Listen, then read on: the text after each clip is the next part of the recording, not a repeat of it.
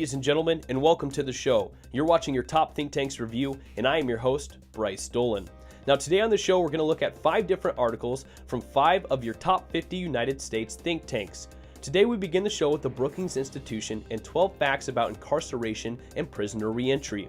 Next, Human Rights Watch says the Indonesian government should back the president's rhetoric for LGBT rights with action. Then the Center for American Progress will take a look at America's aging infrastructure. Then the Hudson Institute addresses North Korea's lack of freedom from fear. And then we'll end the show with the Manhattan Institute as they look at the decline in skilled trades. Now to start, over the past several decades, the national experience of crime and incarceration has fluctuated dramatically. Crime rose between the 1960s and 1980s, but has declined since 1990. Incarceration began rising sharply in the 1980s and peaked in the 2000s before starting to fall. Now, the high rates of incarceration over the last 3.5 decades have resulted in a large population of formerly incarcerated individuals across the United States. Now, for these Americans, it can be challenging to come home and integrate into their communities while also trying to re-enter the labor force. Now, here are 12 facts you may have not known about incarceration or prisoner reentry. The share of Americans under correctional supervision more than tripled from 1980 to 2007.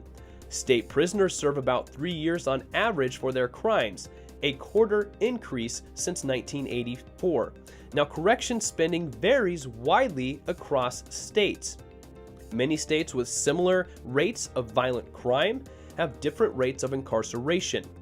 Federal prisoners constitute a small share of the total prison population and are disproportionately likely to be drug offenders.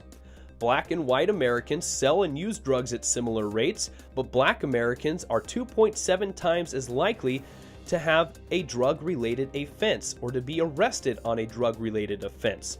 77% of released prisoners are rearrested within 5 years. Recently released prisoners experience much higher mortality rates than the general population. Low-skilled individuals are more likely to have a criminal record, and incomes of the formerly incarcerated grow little with age compared to those who have never been incarcerated. Race and criminal history influence the probability of receiving a job interview. And the 12th fact, some states ban those with felony convictions from safety net programs, voting, and licenses to work. You can find this full report on the Brookings website if you'd like some more detailed information about these 12 facts. Now going over to Human Rights Watch, the Indonesian president has come out and defended LGBT rights. Indonesia's President Jokowi, on Wednesday broke his long silence on the country's escalating climate of hateful anti-lesbian, gay, bisexual, and transgender rhetoric by defending the rights of the country's besieged LGBT community. Now, Jokowi declared that the police must act against any moves by bigoted groups or individuals to harm LGBT people or deny them their rights, and that there should be no discrimination against anyone. Jokowi's statement in defense of the rights of the LGBT people is long overdue. It follows months of increasingly hateful rhetoric from government officials and religious organizations. Anti-LGBT statements by politicians and officials in 2016, ranging from the absurd to the apocalyptic, have been accompanied by many threats and violent attacks on LGBT activists and others, including on a Muslim house of worship, primarily by militant Islamists. In some cases, the threats and violence occurred in the presence and with the tacit consent of government officials or security forces. Government commissions and ministries proposed discriminatory and regressive anti-LGBT laws, and officials testified in court attempting to criminalize consensual adult same-sex behavior.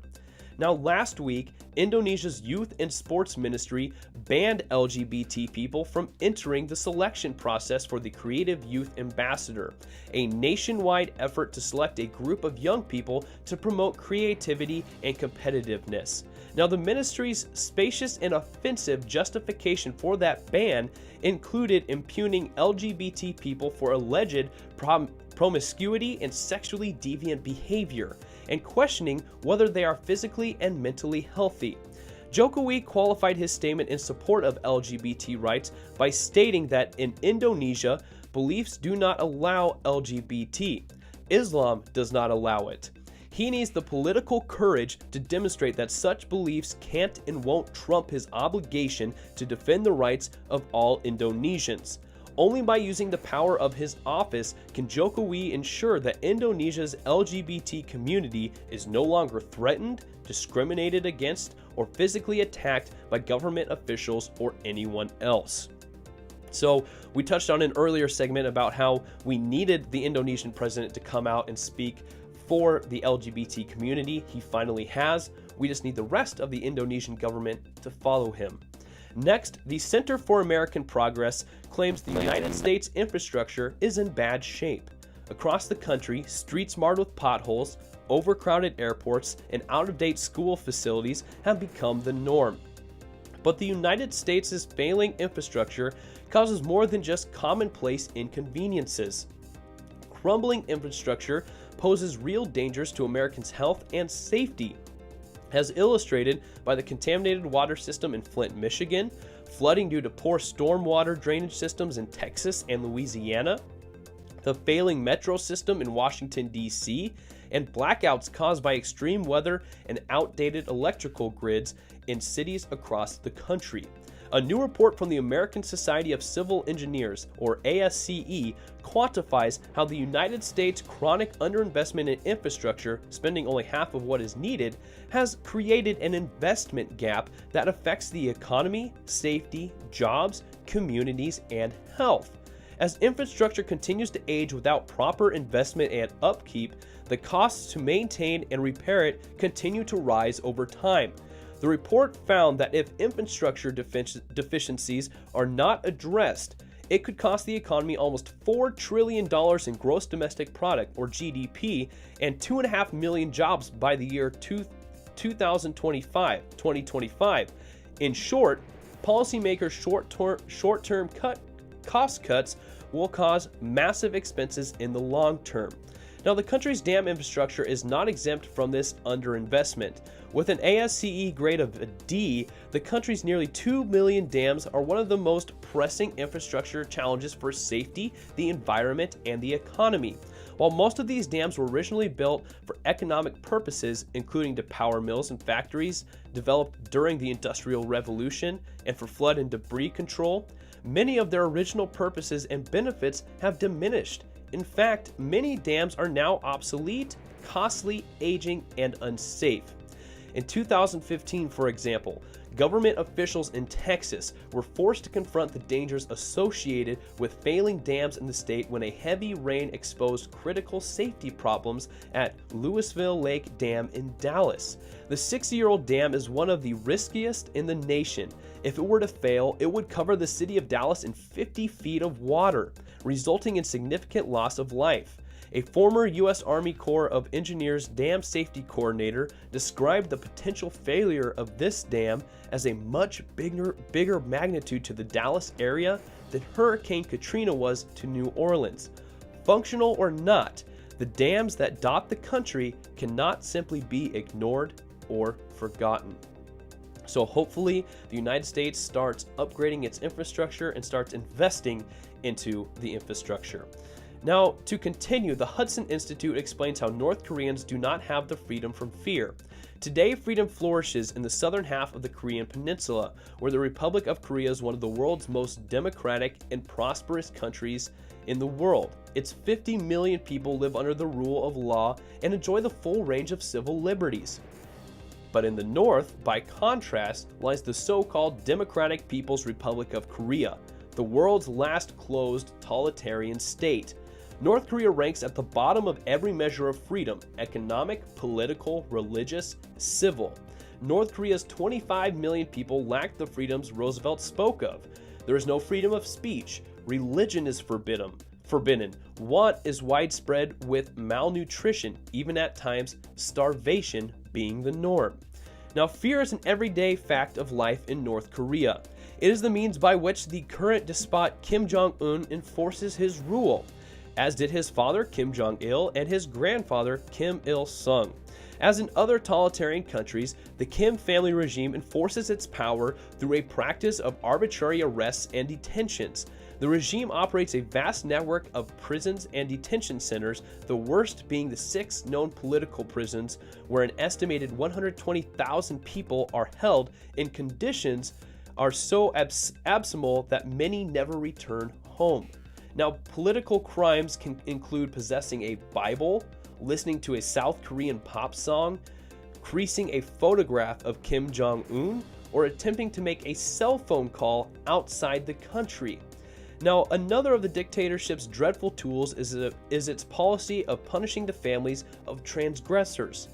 Under a diktat laid down by North Korea's founding despot Kim Il-sung, offenders can be punished into 3 generations. That is, if you are sent to the gulag for a perceived political crime, your parents, your spouse, and your children may go with.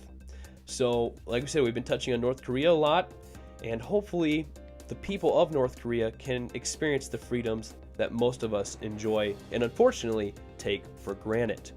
Now, to end the show, the Manhattan Institute shows the global forces and technology has created opportunities for some workers, but challenge for others.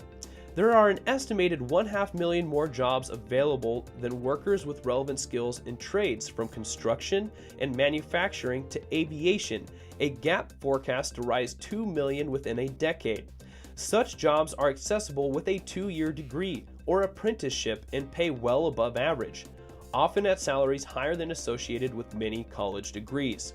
Now, surveys reveal that a majority of manufacturers report a skills gap and expect it to get worse. The contention that the gap was either created by or will be filled by software and robots isn't supported by recent trends in automation. On the contrary, manufacturers report a rising need for trade skills because of increasing technological sophistication in every industry. The 3 key findings in this report: first, America's industrial economy and the associated demand for workers in the skilled trades continues to grow. Second, a skills gap has created an unprecedented number of unfilled, high-paying jobs in a sector otherwise experiencing job losses. The gap is expected to expand. And then the third, recent trends don't support the idea that software and automation has eliminated demand for skilled jobs. Most manufacturers worry about an insufficient supply of skilled workers. So, this skill gap is what they're talking about. These trade jobs, they cannot find employees, they can't find workers with the proper skills. Because of technology, because of software, people are learning new jobs and they're going into new careers. When we need more people to just get 2-year degrees or going into an apprenticeship, and you can make a high-paying salary above average. Now, that's one thing that is mistaken when it comes to trade skill jobs. A lot of people think, oh, technology and software, it's becoming more modern, it's becoming new. Those jobs are becoming less filled because of technology. No, that is not the case. They're actually running out of workers who know how to do these skills. That is the issue, not an issue of creating an automatic plumber or an automatic electrician or a robot electrician. You need people who need to learn these skills. Less and less people are going to trade schools or going into an apprenticeship, and this is what America needs for these trade skill jobs. Well, ladies and gentlemen, you can find all of these articles on their websites of their organizations. If you can't find the organization website, you can find the link to the article below in the description. The link will take you directly to the articles that we talked about today in the show. Thank you for watching, everybody, but that does it for your Top Think Tanks review. Make sure you stay tuned for more shows, because I was your host, Bryce Dolan.